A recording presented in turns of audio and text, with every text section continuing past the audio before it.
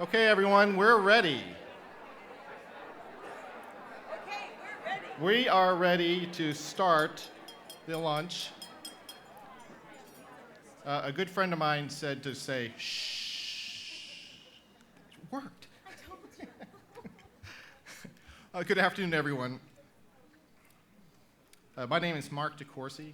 I am the Executive Director of the Corporate Citizenship Center at the U.S. Chamber of Commerce Foundation, and thank you so much for being here today to celebrate International Women's Day with us.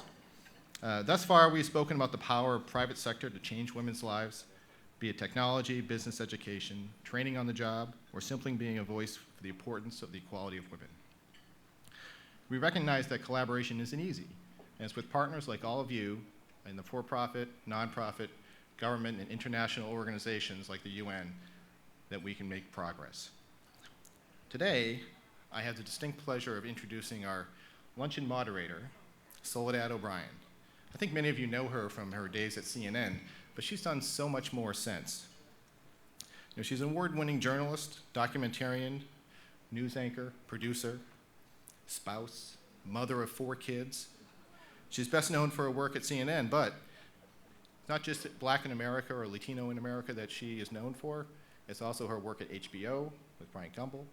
It's her work with National Geographic and the Spelling Bee. It's her work with National Geographic and Live from Space coming up on March 14th. It's a good commercial for you. Thank you. I appreciate that. And she has a passion, and her passion is empowering women. After Hurricane Katrina, her husband Brad and Soledad, they started a foundation called the Soledad O'Brien and Brad Raymond Starfish Foundation to help disadvantaged young women. Right now, they are funding 25 scholarships to send these young girls to school and to help keep them in school. We know that's always a challenge as well. And she does more than that. She also has these summits. She's had them in Minneapolis and in New York City. They're powerful, so P-O-W-H-E-R-F-U-L, powerful summits where she's teaching life skills for these young women in hundreds, if not thousands at a time. And she's going to roll them out to more cities in the coming years. So please, if you want to get partnered with Soledad, let her know, because she can use all the help she can get. Now, the Chamber Foundation itself is fortunate to have her here. She was with us last November at our awards ceremony for corporate citizenship. She's a good partner of ours. She's a good friend of ours. She's the real deal, a genuine article, a whirling dervish for good. She is a partner with what we're trying to do is make the world a better place. So please, all of you, welcome Soledad O'Brien. Thank you so much, and Mark, huge thanks. And we appreciate your leadership on this issue. I've never been called a whirling dervish for good, but I think I like it a lot. And this afternoon, I'm joined by 2 other whirling dervishes for good, who I'll introduce to you. And I'll explain how our session will go this afternoon. I'm going to ask both of our panelists to talk a little bit about what they do and the thing that inspired them to the action that they're taking today. Then we'll have a conversation moderated by me while you enjoy your lunch. We're all good loudspeakers, so you should feel free to eat. And then after that, I'm going to open it up to questions from the audience. And so I'll begin first by thanking you and really reminding you of our focus today, which is to really think about how we can turn inspiration into very tangible action so that we can empower women around the globe. We're going to focus on the role of education very specifically in women's empowerment and also take a look at poverty too. And so I'll begin at the far end. Shiza Shahid is in her early 20s, and she has dedicated her young life to activism. She grew up in Islamabad, worked with mothers in prison, volunteered at a relief camp when an earthquake hit in Pakistan. She is now the CEO of the Malala Fund, and she is working to realize Malala Yousafzai's dream of a world in which every single girl has the right to an education. But her path to this passion is incredibly interesting, and in just a moment I'm going to have her explain how she got where she is here today. Phumzile Mlambo-Ngcuka, did I do that? Yeah? I know I'm supposed to do a cluck in the middle, but She is truly a leader in the fight for women's empowerment, the first woman to hold the position of Deputy President of South Africa, making her the highest-ranking woman in that nation's history. This summer is going to mark her first year as United Nations Under-Secretary General and the Executive Director of UN Women. Her role in the fight against apartheid in South Africa led to her path, her inspiration to the change that she's making today. And in fact, I'm going to ask her to begin for us, talking for just a few moments about what inspired you into the action that you're now really pulling off very successfully to empower women around the globe. Well, thank you very much, and good afternoon, everybody. Bon appetit.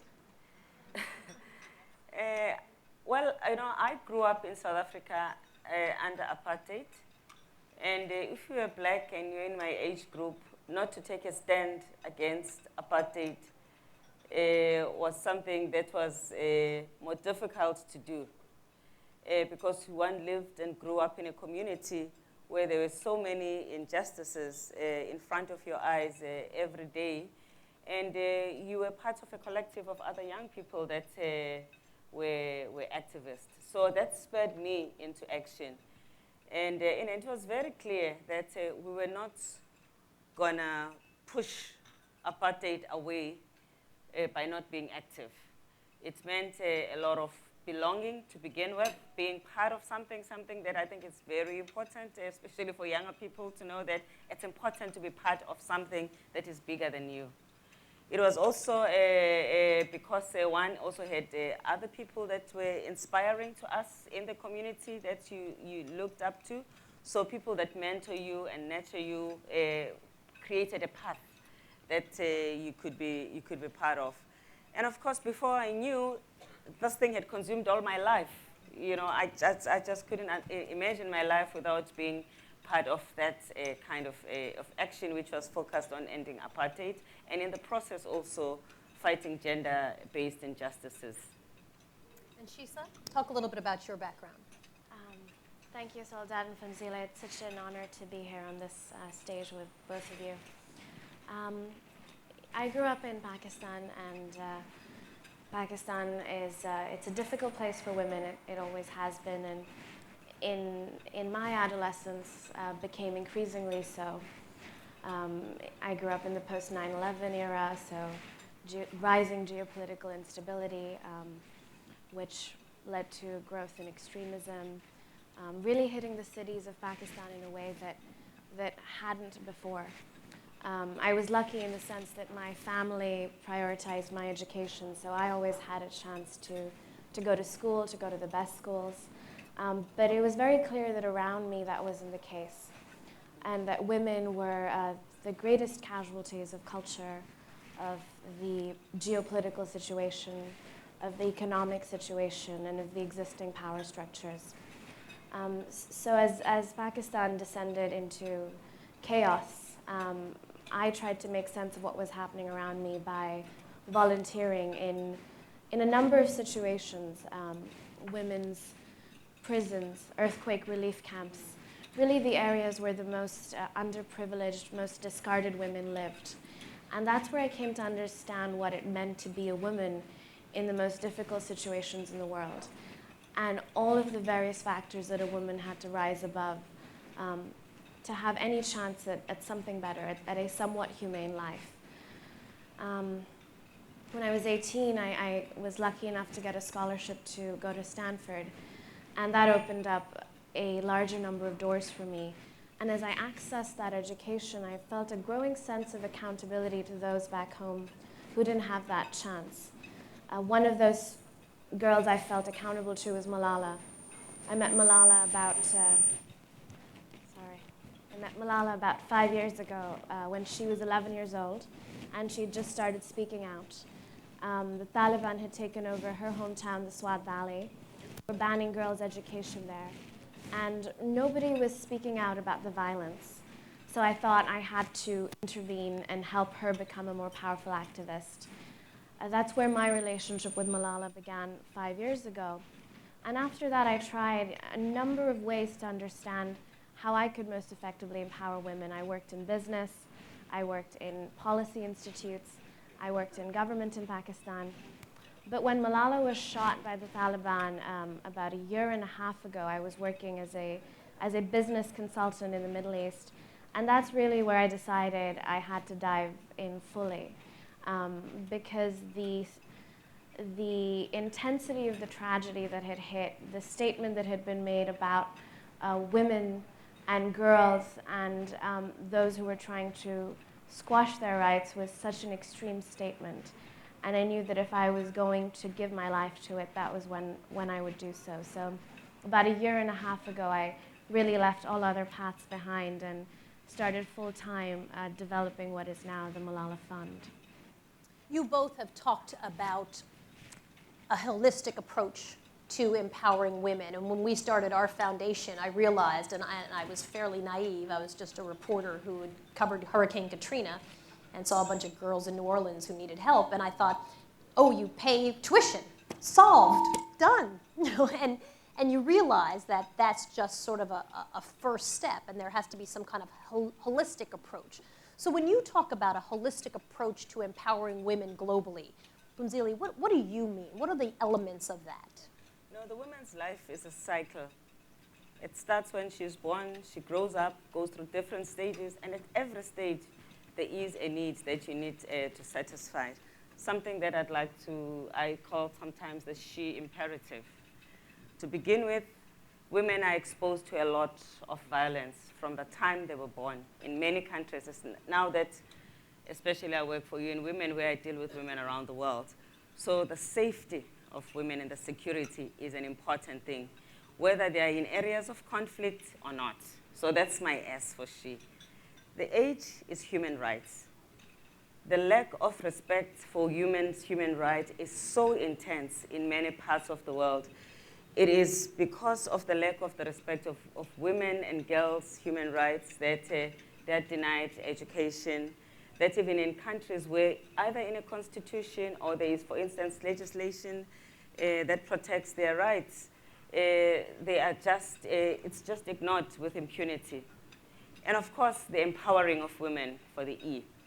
Ensuring that women has got access to opportunities that are destiny changing. And some of them are really basic, such as education. And of course, access to leadership, where a woman can also play an active role and make changes and contribute. And if you think about these categories of possibilities that women have, it gives you a whole cycle of a woman's life. And none is less important. The rights are important because that's where you get reproductive rights, access to opportunities to work. The protection is important because violence against women is very dehumanizing. If women are exposed to violence, they can't act, they can't get out of home in some cases.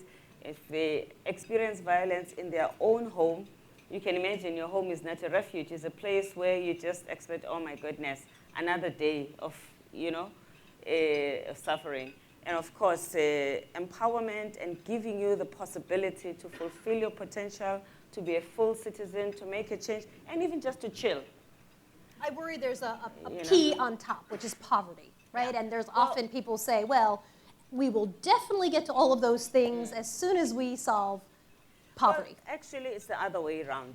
If you have access to education, that's the first step to overcome poverty. If you are empowered to have access to reproductive health and you don't have a child you don't need, then you've got an opportunity to actually do things for yourself.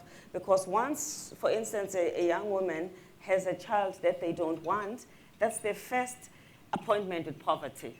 And not only is it for them, it is then transmitting poverty to the next generation through that child. So poverty is an outcome of the absence of all these other things. What did a holistic approach and holistic barriers mean to you? It means putting yourself in the shoes of the most vulnerable child. So if you are 12 years old and your father's left and you earn income which feeds your 4 younger siblings and your mother, you're probably not going to go to school unless we can solve for income. If you are sexually harassed in school, you're probably not going to go to school. If you know that you're going to get married at 14 in any case, you're probably not going to go to school.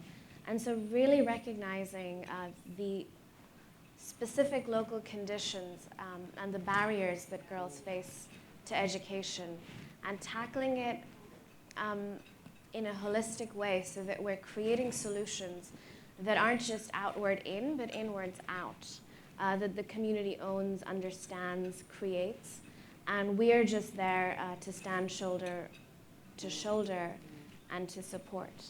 Can you talk about some of those solutions, especially the ones where you felt they were from the inside out? I think often many of us come from the outside to bring a solution in, and often that's really challenging to be successful, and I'd love to hear from both of you on that. Why don't you start, Shiza? Sure. Well, for one, there's talented, bold, dedicated leaders in every community, even in the most underdeveloped, underprivileged communities. Malala's father is an example of someone who, in complete silence, was speaking out for the rights of girls to go to school. Malala is an example of a local leader who was speaking out for the rights to go to school. And there was no one better positioned than them to lead that movement, to change public opinion. So empowering local voices, standing shoulder to shoulder with local voices, helping them be more effective advocates is something that we believe in very strongly. And then in terms of solutions, entrepreneurs in local communities, broadly defined entrepreneurs, anyone who's creating a solution that puts girls into school and gives them access to a quality education, whether it's in a flexible school, in your traditional school, through economic livelihood programs.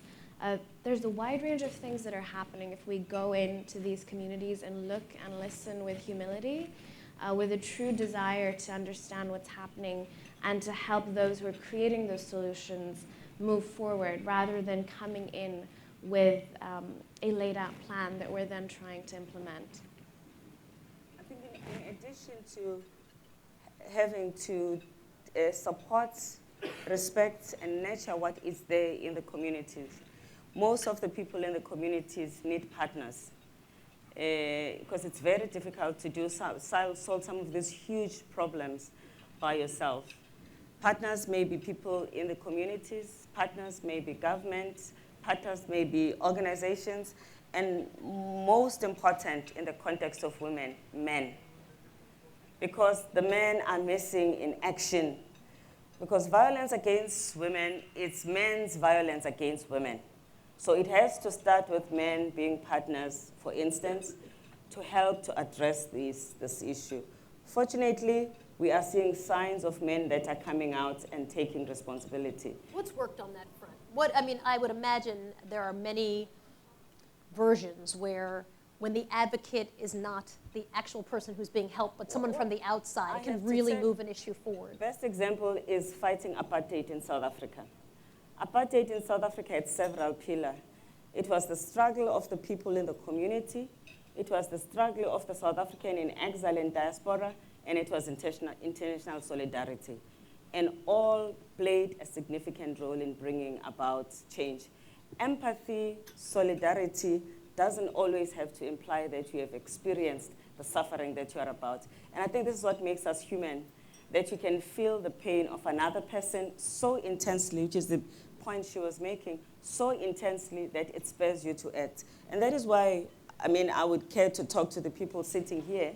They don't know the people that I'm working with in South Sudan, in Syria, in Afghanistan. But because I believe that people do have that empathy that spurs them to take action on behalf of people they've never met, may never even meet, it is to appeal in humanity.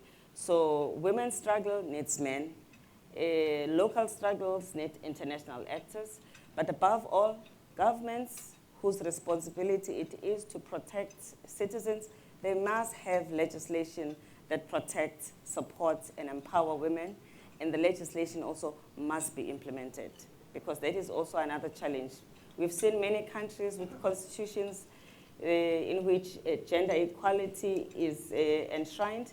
We've seen legislation on violence against women, but sometimes there's a gap between what you have on paper in the statute and the implementation. And I think that is also where we come in. It's about capacity building, it's about advocacy, civil society for greater implementation. Has it been a challenge to have Malala be the name, the face, the voice, the symbol of the Malala Fund?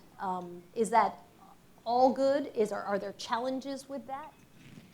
You know, Malala was named after Malala, who is this legendary heroine in Afghanistan, who's known to have raised off her veil in war and said, "If you do not fight, then I will." So Malala in herself was brought up in an image of bravery and self-sacrifice. And since her shooting, this idea of Malala, not just as a person, but as a value system, as a means of identifying with a form of bravery that's within us, has become much larger than Malala. I've seen across the world little girls raising up pieces of paper and saying, "I am Malala." And they say that because they identify with her struggle, not because they ever faced the Taliban, but because they faced another struggle, whether it was not feeling confident, or not having a wholesome family environment, or not being able to achieve in school. And so this idea of I am Malala, or the Malala Fund, is much larger than a person. That's how we perceive it, and I think the more people who join in, the larger it becomes. But it is a very personal thing to create a movement out of a story, because I think story and real human experience is what drives us as people more than anything else. How do you create a movement out of an emergency and moving it to something that's sustainable? I think sometimes we have these moments when there's a disaster, whether it's, oh my goodness, Malala has been shot, or there's Hurricane Katrina has struck, and people will sort of come in and say, I want to help. Yeah. But of course, the aid that's the most effective is what's building sustainability.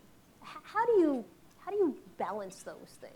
Well, I mean, the image that comes close to me is in areas of conflict where there has been a war or armed conflict. As you know, the majority of the people who suffer when men fight are women and children who have nothing to do with the fight.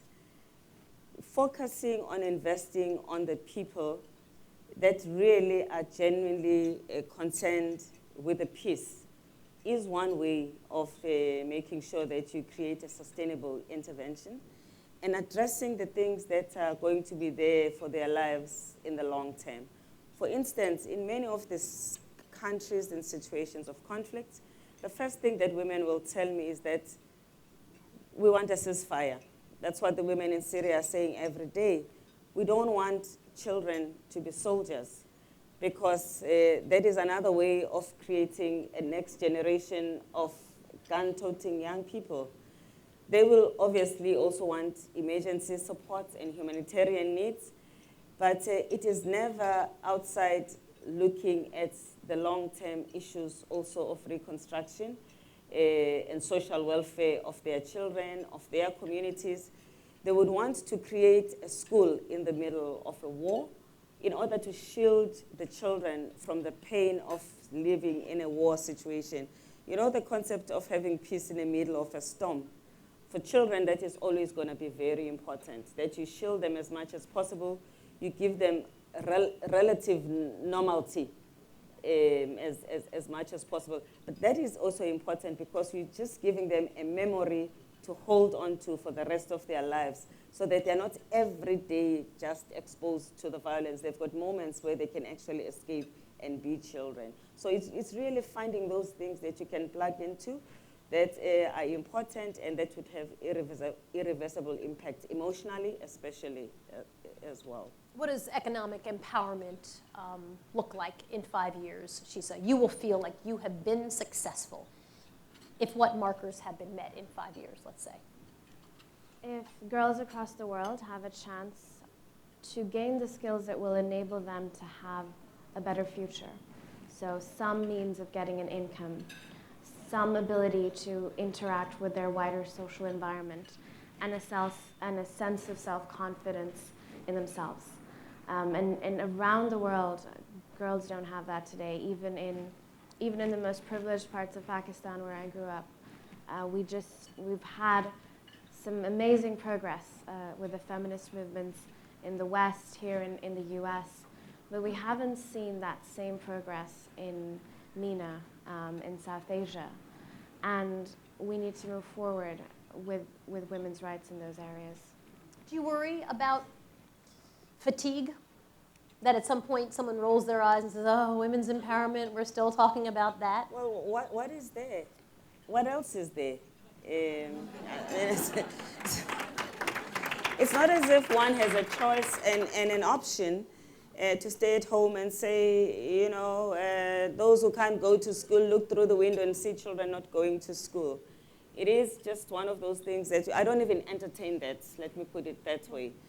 And I think it's also important for us to inspire people so that if fatigue threatens, and I don't feel it in this room, you could actually help people. But also it's important that we give people doses of success stories so that they've got something to hold on to and to see that some things are possible. And when you say give them doses of success stories, do you mean the people who are struggling, or do you mean the people who are watching the struggle? Because, I mean, the people who are struggling, they will never be fatigued because it's about survival. So the people who can have the dark side of being fatigued is those that maybe are supporting. But that is why also evidence-based approach is very important, because then you are able to measure whether you're making a difference. For instance, in the case of MDGs, this was a very big partnership of nations and people of the world on a big thing like poverty. It's good to know that there were targets. You can say that Bangladesh reached its target. Started at a very low base, but they've gone away to having extreme poverty. The number of girls that are going to school, it's good to be able to say the countries that started with the number of girls who didn't go to school at about 80%, they've brought it down to 40%, notwithstanding that we still have to deal with the issue of quality.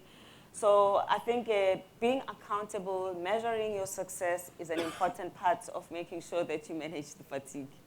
What's the biggest challenge for you, Shiza? I think making this issue relevant, keeping it relevant in a sustained way. There's so much noise, there's so much going on, and people get distracted. But this is a long-term issue. It's going to be a long battle. And we need to say that we are here, we're committed, and we're not going anywhere. I'm going to open up to questions in just a couple of moments, but I want to ask you, what has been your biggest success, where you have taken someone who maybe didn't understand what you were trying to do, and you were able to convince them, talk to them? Walk me through that. You know, for me, the biggest success has actually been in the field of education. I'm a teacher also by training, so I have a bit of a bias towards education. You know, the good thing about education is that all children, no matter who they are, no matter where they come from, they've got capacity and intellectual faculties, and you can invest in them and there's a return. And education cuts across class, race, and all other disadvantages. Once you've given a poor child education, you can never take it back. You can make a child of a domestic worker into a president of a nation. So I have seen both as a teacher in class, as a campaigner for education and facilitating that people who didn't have access to education have access to education, and see them when they've got it and they've succeeded. It's an unbelievably inspiring and fulfilling feeling to have. I just can't even describe it. Shiza, tell me, for you as well, before I open it up to questions from our audience, what has been your biggest success? I think the past year and a half, it's been incredibly overwhelming, but it's been a testament to what's possible. The Taliban shot Malala in the head at point-blank range and ended up making her the most powerful advocate for women's rights in the world. And that's a testament to miracles, to hope, to the belief that good will triumph. And since then, with a 16-year-old, spoken at the UN and called upon the world to make this issue a priority, met with various presidents and prime ministers and asked them about their education policies, and most recently been at the Syrian border with refugee children and called attention to their education. And to be able to do that, to make that difference, is incredibly humbling and gives us hope. Fantastic. I know we have some microphones. Where are they? Right here and right there. If you have a question for our panelists, would you raise your hand? I'd love you to wait till we bring a microphone to you, and then you can direct it to whichever panelist you'd like. Right over here. And if you could give us your name as well. Right behind you. There you go. Thank you. My name is Irina Shimarova. I represent Legg Mason. And the question is for both of you. You've talked about the also the empowering from inside and also being intimately familiar with the issues. Can you share some stories of success stories, maybe how you've seen people from outside, whether it's from US or from somewhere in Europe, on both corporate and personal level, partnering up and helping to raise awareness or helping on the grounds, just some of the actual stories, success stories. That's if a great one idea. wanted Anatomy to get involved. of Yeah. a really good partnership. Yeah. So Phumzile, why don't you Yeah. start for us? What does it look like, a really successful partnership? You know, I'll just give you nutrition. I have lived in communities where nutrition is an issue, and therefore children are likely to be stunted. And as you know, if children do not get proper nutrition before a particular age, that's it. It's irreversible, and they'll never develop beyond a particular level. And then you see people from private sector in this context in parts of South Africa who actually made sure that there were school feeding schemes that provided food for children of a particular age group in order to make sure that you avoid those children being compromised through being malnourished. And you then win the battle of making sure that these children will actually grow, and they indeed do grow and become resilient young people and adults. And this is in a community where the mothers would have reached a point where they have many children because they feel, I must have backup. In case my one child dies, the other one must leave. And as soon as the mothers learn how to look after their children because of the support that they are getting, and they see that the children are living longer, they begin to manage their fertility, and they have less children. And there's an overall impact and benefit for everybody in the community and in society. And if you didn't have those people who would have come from the church, collaborated with the private sector to actually intervene for the long haul and stay with the community, you probably, but it's a small example, but I'm choosing this one because it's a very doable example by most of us. It seems very pragmatic, Yeah. which I think makes it a great And example. the change is fundamental that you actually bring about. Do you have an example that you would say, Shiza? Sure.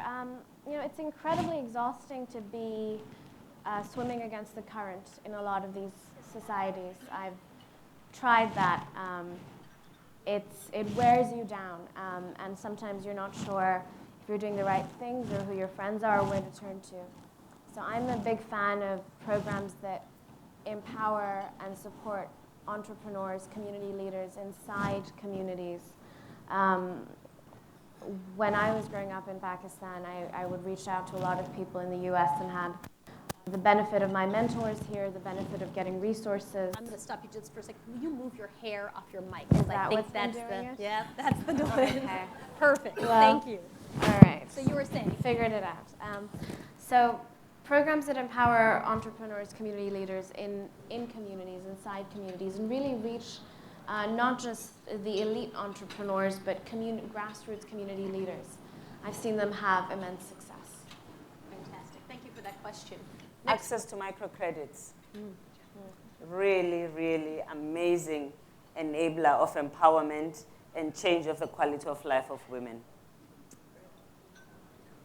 Another question. Oh, right down here. Hi.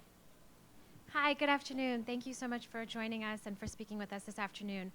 My question is about the detractors. We here in this room, we all believe in women's empowerment and in the power of investing in girls and women and how we can change communities and countries accordingly. What we don't really hear about is what we're doing about the people who disagree with us. So I was wondering if you could take a moment and either tell us what you're doing to deal with detractors or what we can do in order to more effectively deal with people who disagree with the points of view being expressed today. So the haters. Well, You mentioned bringing people on board who are not just the classical advocates. You know. So how do you get those people outside that circle to actually care about the issue inside the circle? And what do you do about those who are undermining those who are trying to make a change? Well, there's two things. In some situations, it's important not to obsess with the people who are against you because that can weigh you down. So you have to choose your battles as well. And also don't sweat the small stuff.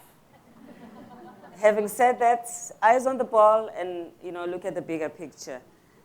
But having said that, there is also the importance of getting a critical mass and ensuring that you pay attention to the fact that louder voices and numbers count. In my context, in my work right now, I'm looking for men. That's my biggest target.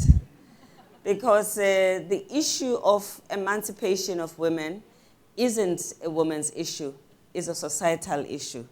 It is important also to liberate men from being excluded from the joy of being effective parents, for instance, from the joy of being a non-abuser, and also from the joy of being a man who can contribute in society, which I believe many would like to do.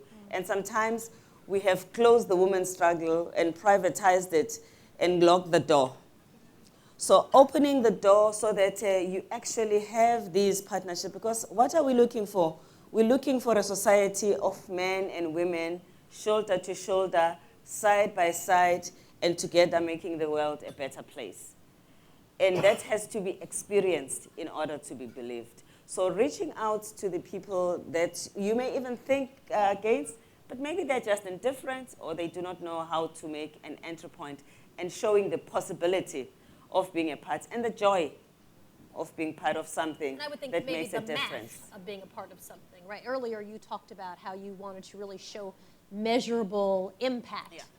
I would imagine that that's a good way to bring people on board when you say, so microfinance has invested X, returned Y, raised Z. That's got to be effective. Well, there is maths in involving men. For once, if you get all the CEO who are predominantly men, it's a large number of people who make significant decisions that impacts on people's lives. If you reach out to clerics in the churches and mosques and other religious bodies that make decisions that work against women and win them over, it's a lot of people who have a stronghold of people's lives. If they buy in, the impact on the people that would benefit from their changed mind is immense. Let's take another question. Do I have another question? Right back here.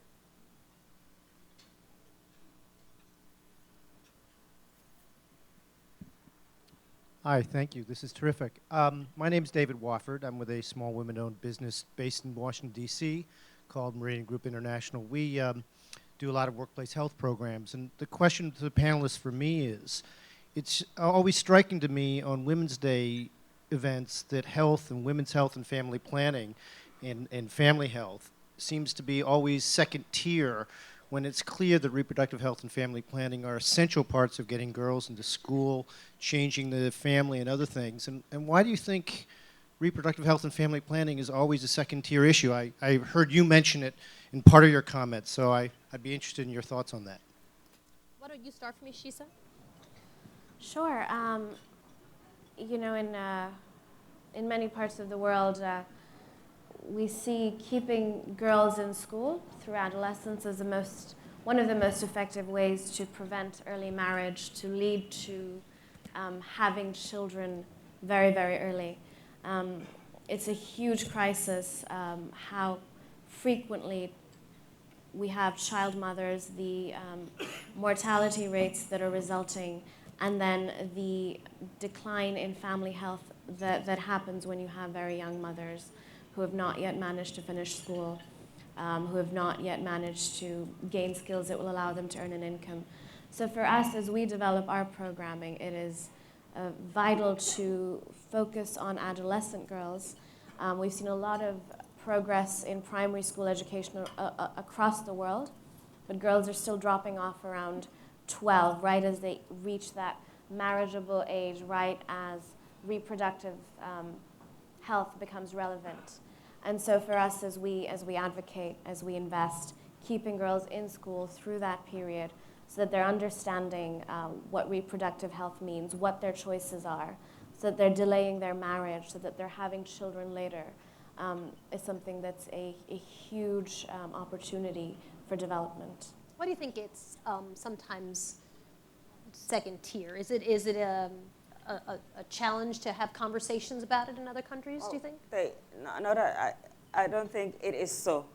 This is one, in the UN, for instance, it's one of the most difficult issues.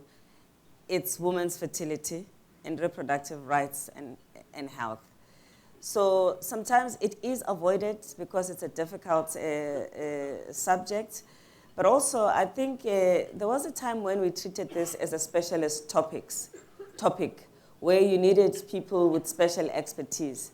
But I think most of us who now have learned to look at the woman in her full cycle, you actually realize that it can never too late before you start, because you have got children that are being, and I don't want to call I now refuse to refer to child marriages of, so-called marriages of children as marriages, because these are not marriages and the children are not brides. These are children who are being sacrificed to sexual relations with grown-ups. So we have to talk about this as early as possible as a way of discouraging it and as a way of showing, just our outrage about the fact that this is happening. And when you say it's a difficult conversation, is that because it's a distasteful conversation and so people want to frame it as child bride? Want to stop it, who are in positions People of don't want to influence. stop it. That is why you have agreements that are supposed to be about protecting women against violence not being reached amongst negotiating parties, because there's people who have difficulty accepting that it is not their right to determine what a woman or a girl can do with her body. So then it takes us back, I think, to the underlying values of patriarchy that suggests that a woman can be owned, a woman's life can the woman's rights can just be disrespected with impunity. And even more worrying, the fact that in many cases, people are never brought to book for some of these actions that disrespect women's rights, that creates a situation where a young girl of 8 years old is actually marked off to be married. I mean, what is that, really? What is that in 2014? And you know what worries me? Is the lack of moral outrage in society. That I just find, very difficult. Another question. Right back over here. Hi, my name is Monica Salmanowski. I work with Cohn Resnick in Washington, D.C., which is a national accounting firm. And I'm honored to be here with this panel today and talking about fertility, et cetera. We have an office out of the country where we hire women and men who are qualified CPAs in their own country. However, when the women get married, they leave. So we've talked about educating women so they can stay longer in the workforce, but then what happens after that? Is there something I can do, my company can do, or is that more of a cultural change that may take more time? And can an outsider change a culture? What do you think, Shiza? think you can change a culture if you open up dialogue with the community. It's always hard for women themselves without any support to make a case for themselves. But I think what I've seen to be very effective is when companies, institutions have community dialogue. So when they engage with community councils, when they engage with jirgas, you see the community mindset shift. And to Phumzile's point earlier, when we start to present the benefits, so here's what will happen if you allow your wife to continue to work. Here's what the payoff will look like if you split responsibilities domestically. And those arguments, especially when you bring in economics, people who can be negotiated with tend to be more reasonable when you bring in economics and you deal with fear. I mean, we have seen in some communities where girls are being discouraged from going to school, an organization like WFP having to give girls a bag of rice at school because they bring something home at the end of a school day, and that buys the girl an opportunity to stay at school longer. So sometimes you've got to adopt those desperate measures in order to make it possible for girls to stay at school longer. But also, you know, the dividing line between doing the right thing and risking coming into other people's culture that you may not know enough, and maybe sometimes risking resistance, but in some cases, breakthroughs and succeeding, and being inactive and being paralyzed and not doing anything because you don't want to interfere, you become ultra politically correct. That's also a problem. I think, as she's saying, you have to be respectful in whatever you do, but I think inaction is not an option. You've got to give it a try. If I think about what the world knows today about women, even early marriages, this has been a hidden phenomena in a number of years. It has been unearthed, and now we're talking about it, and we're saving girls, not maybe as at the speed at which we want to, but the issue is out there, and we're doing battle. If you think about genital mutilation, I mean, this was a taboo of taboos. People had to risk and go out there and take battle. And in some cases, it was easier for people who were coming from outside to engage with governments because governments are signatories of certain conventions that oblige them to do certain things. So for every situation, you sit down and you strategize and you find the best way possible to take your first step. I think we have time for one last question before we wrap up. Do I have one other question from the audience? Right over here. Let's bring a mic down this way if we can. Yep, yes, ma'am. Right here. Great, thanks. Thank you. Thank you. Leith Greenslade from the Office of the UN Special Envoy for Health. I did a little exercise before coming here today. I wanted to know of the 50 most powerful companies, governments, and UN agencies, how many were led by women? So when it comes to corporates, it was 3 out of 50. When it came to governments, it was 7 out of 50. And even the UN agencies were just 13 out of 50. So what will it take until we see at least half of the most powerful institutions in the world run by women? I think I'll ask her that question. I agree. I'd be curious to know. I mean, right? What do you think it will take before we see all of those institutions? And does change have to come, you know, is that the precursor of change? I don't know if there's one answer, actually, to something like this. I think it's a multi-sectoral, multi-dimensional, devious and non-devious approach that you need to take. But I like devious. Yes, you have to caucus for certain people to make it to a particular portfolio. You've got to influence panels that recruit and appoint people. But also, it's important to give women also the skills to fight. But I must also quickly say that it is not because women do not have the skills and the capacity that they are not in positions. So maybe park that one. I think the leadership on top of many of these institutions, be it government, be it multilateral agencies like the UN, be it a private sector, need to be infiltrated as much as possible. And I'm talking about infiltrated in a good way, in order to make sure that you actually influence people to see the goodness and the value in women.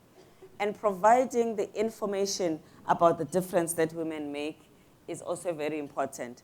I mean, I don't know, you know the statistics that in the private sector, amongst the companies that promote and engage women at a higher level, the statistics is that they've got 34% level of competitiveness compared to their counterparts because of the diversity and the involvement of women. You have situations at a grassroots level where if you are able to support women farmers with inputs, fertilizers, to the same level as you support men, you will, in the world, you'll be able to increase and address food insecurity by providing food to more than 180 million people. Now, I think that people who make decisions about who to appoint to where needs to be fed this statistic all the time. This information has to be in people's face. So the revolution for data and statistics and evidence is very important. And we have to make it available, and we have got to demonstrate to the people that appoint people that it's important to give women these opportunities, whether it's a woman who's a farmer, to give her an opportunity to receive the supports that she needs to receive. In legislation, in countries where you've got a critical mass on women in parliaments and so on, you see an increased number of legislation that impacts positively on women and humanity in general. I wonder how much of this is a generational issue. And so Shiza, I believe you're 24 years old, is that right? Yes. So then I'd love your perspective on this. When do you think we see this sort of increase? Maybe not 50%, maybe that's ambitious, but some large jump. I mean, we're starting to accept widely that this is the right thing to do. It's the right thing to do for society, and it's the right thing to do for the bottom line. So whichever argument you take, it's time. But we're fighting legacy, both in terms of business and government legacy and society's legacy, how we run our homes, how we run our families.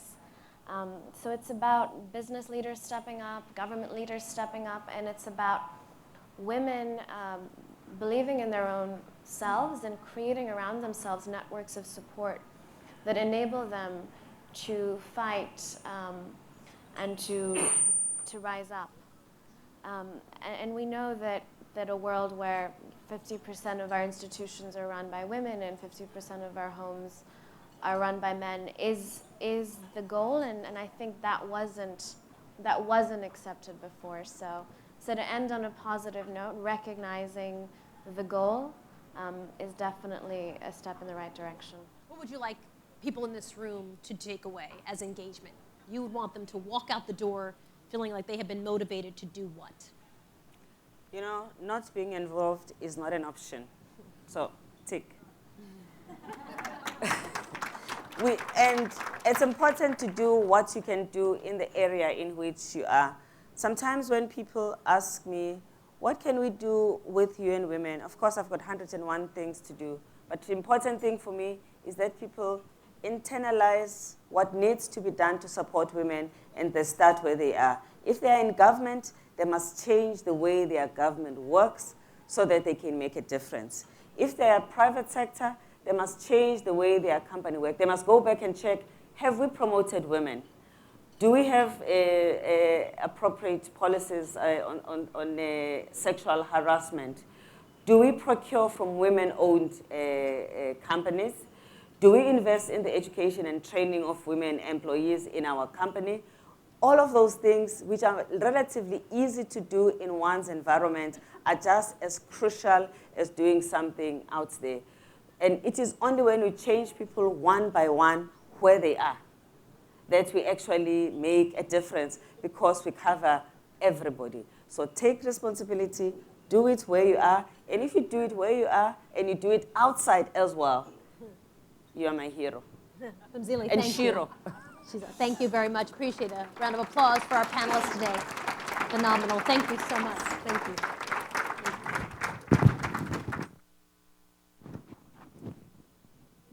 And how about a round of applause for Soledad, too?